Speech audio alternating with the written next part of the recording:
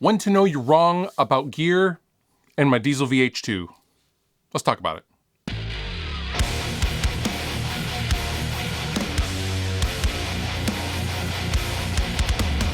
Over the last, I don't know how long I've been doing this, 11, 12, 13 years, I have had a plethora, a cornucopia of amplifiers on this channel.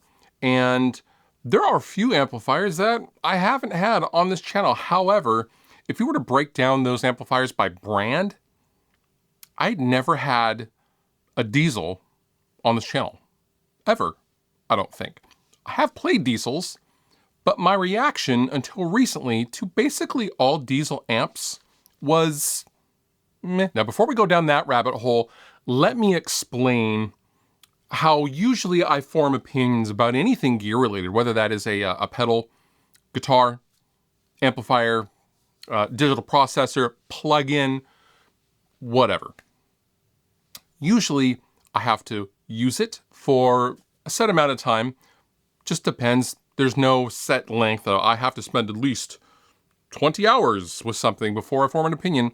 You know, if something's actually genuinely good, I feel like I know pretty quickly if I like it or not. And sometimes things take a little time to learn and can often be misjudged. As an example, I would say my favorite amplifier of all time is the 2-channel Mesa Boogie rectifier variant. That's not a real secret. However, you have to kind of know how to dial those things in, and not all rectifiers are created equal. However, you know, you got to spend some time with one, and you got to crank one up, and you got to experiment with guitars, boosts, and all sorts of things. So that is not an easy amplifier to get along with in some scenarios, but sometimes people find the same to be true about an overdrive pedal or how a particular guitar feels, right? These are our own core opinions about gear. And Diezel, for me, was always, I don't know, I liked the tones that everyone else got. I never liked how they sounded with my hands, if that makes sense.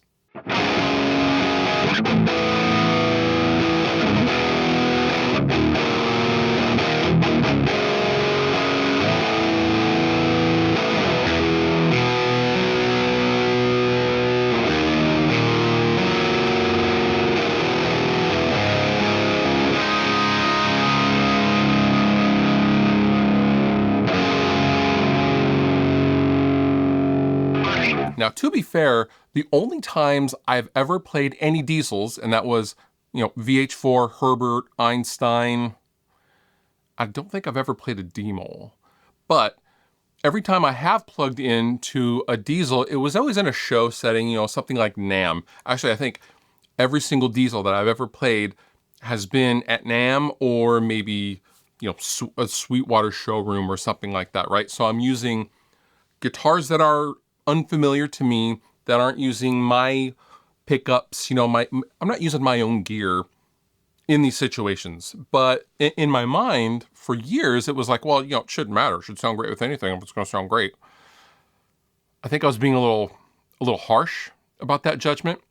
I always found Diezels to be, wildly sensitive as far as like EQ sweeps. And I always found them to have this crunchiness that I wasn't sure I really liked. However, when everyone else would use anything with a Diezel logo on it, I'd be like, that's awesome. I don't know, I guess I just don't get along with Diezels. And I've kind of just been okay with that.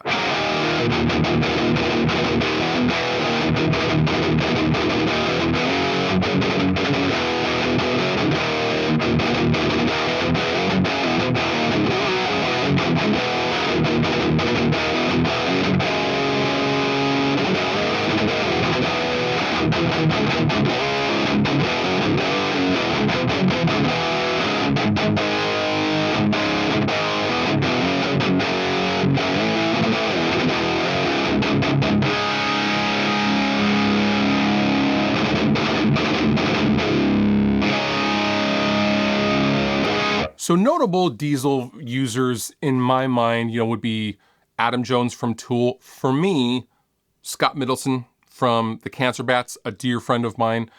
Shout out to Scott. And James Hetfield, Metallica. But what I didn't know, recently I posted about one of my favorite albums of all time, Caven's Antenna album. I had an inbox from the homie Sam Pura when I made that Instagram post, and he said, hey, did you know that guitar tone is a Diezel VH4? I didn't know that. I love the guitar tone on that album. And I was blown away. I was like, wait, what? That I've been listening to that album for 20 years. That's a Diezel? He told me the story and how he knows that. And I was like, well, I have to get a Diezel now. That's really it.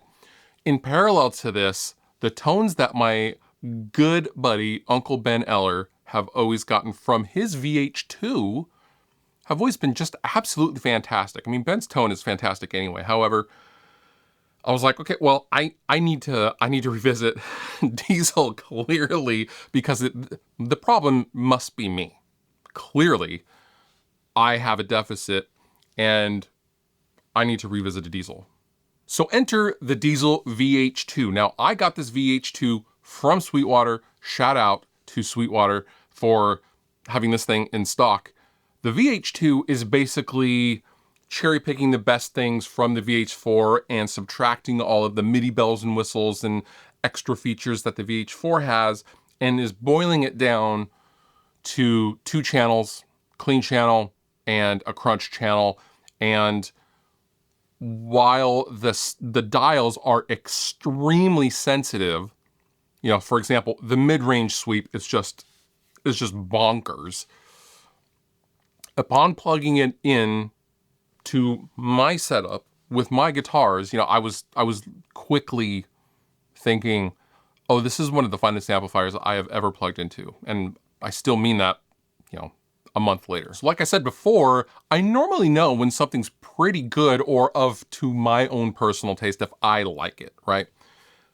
One chord with the VH2, and I was like, oh wow, this is like incredibly harmonically rich, but it's also, I love where the mid-range sits, and it's crunchy and real high def sounding, but it's not fizzy, if that makes sense. And I that's how I would characterize Diezels in general, no matter what the amp model.